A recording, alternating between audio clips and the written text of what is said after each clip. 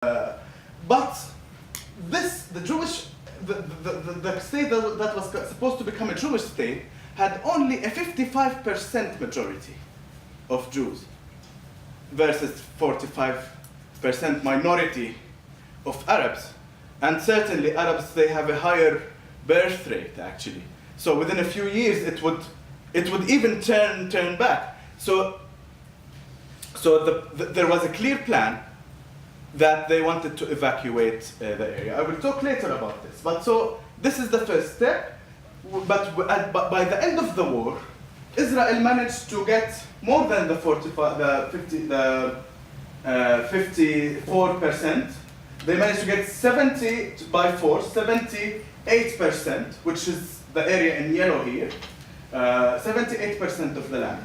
And then in 1967, another war erupted, and Israel got control over the rest 22%. So today, Israel has control over the whole area. All this map, Israel has control over it, and later on I will tell you about the different policies that I want to refer to.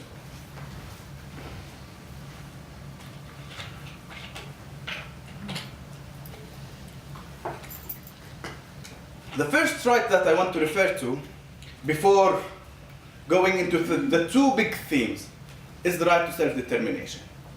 The way it happened, the way the mandate ended in different countries around the world, in Lebanon or in Syria or in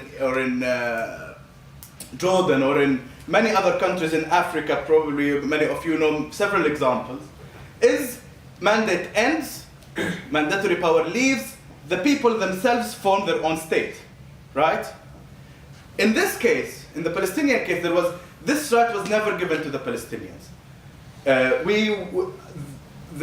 Instead of having one state for the Jews and Arabs where everybody will be equal in the whole map, this was not what was offered. The Palestinians had to face ethnic cleansing in 1948 and did not manage to have the right to self-determination. What does the right to self-determination mean? It means you form your state, you form your governmental system, and you choose the way you want to live, you choose your economic system, you choose everything. People having to choose. In the Palestinian case, this was not offered, it was not guaranteed, and so this is the first, one of the most important human rights violations that the Palestinians talk about today. But I want to go more into also the violations that have to do with our life, our everyday life. And in this case, I actually would divide the violations into two kinds. And I'm sure that you can think about the logic of this. Of course, no violations have logic, certainly, but you can draw how they happen. There are two kinds. Two purposes, two goals. The first one is to change demography. You remember just a few minutes ago I was saying that when the mandate ended, the Jews were a minority in Palestine. And the other thing that you have to remember is that I was just showing you, and what this map actually shows you here, is that Israel has been growing in area. They have been controlling more and more land. But these lands are populated, they are not empty, right? So when you want to occupy a land, and you still want a Jewish state, there is a problem with this. You have a population that is not Jewish, and you want a Jewish state on the land on which the non-Jews are living. We have a problem here. So this is the first goal, to change the demography. And I'm going to give you examples, right? This is what I'm here today to do. Creating facts in Palestine to change it from Palestinian, Arab, into Jewish, right? The second one is to control the Palestinian population. Why? Well, because the people will resist. And the people want to live. In general, the Palestinians, they have to, your nature is, if somebody takes your house, you will resist, you will want to live as a normal human being, you want to go to school, you want full rights, you want. Like everybody else, right? Everybody is fighting for their rights. So these are the two categories, and I'm gonna give you some examples about the two categories. The first one is creating facts of displacement. This is the demographic change, and this is actually the topic that I'm studying here for my PhD, but mainly the displacement in the form of getting Palestinians out. But I want to tell you that there are two kinds, in two ways, two methods in which Israel changes the population. The first one is to build settlements. And when we talk about settlements, we're talking about Jewish-only settlements, right? So inviting people to come from abroad to live in Palestine and creating homes, towns, villages, all different kinds of townships. Kibbutz is a different kind of township as well, for the settlers to live in. These settlements don't have any kind of, they don't offer you, everybody, the same right to live in this settlement.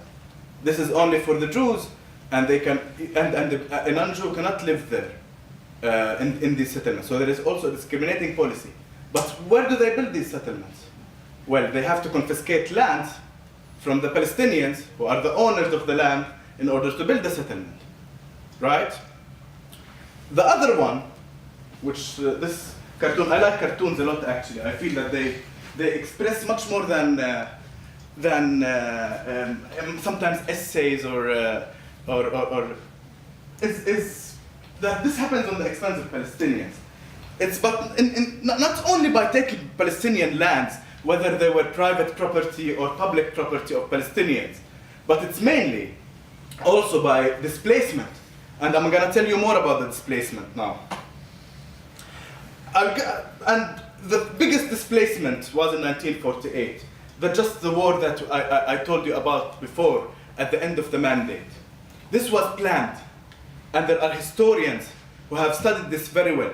This was we have several names for it in our in the Palestinian in the Palestinian terminology, if you wish. We call it Nakba, which means catastrophe, right? So when we refer to 1948, Israel normally call it the independence.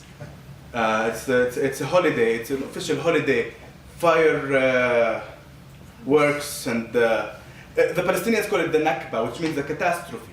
And when you normally ask the people what they think about the catastrophe, why they call it a catastrophe, is it because the state was established? No, it's because of the big exodus.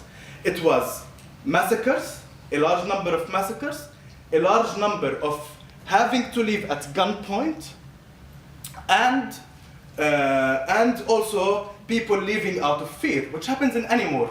I don't know of any war in which people don't live out of fear because for their children, for their families, for their own lives, right? Before I go to the next slide, so what happened at gunpoint was not only a mistake. First, I invite you to confirm this, to read historians like Ilan Pappé, he's an Israeli historian, like Benny Morris, also Israeli historian and Zionist actually himself, but he's honest with his history, more or less.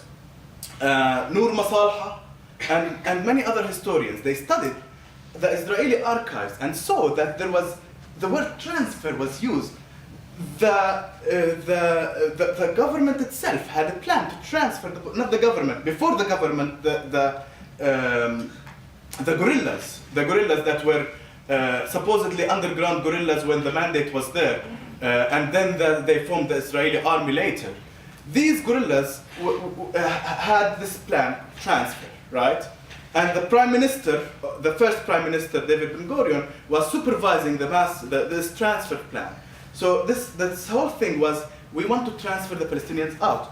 And again, if you think about it, we're just saying there is no logic to it. But if you think about it, if you want to make a Jewish state in a place that has a majority of non-Jews, what do? Tell me. Get rid of them. Get rid of the non-Jews.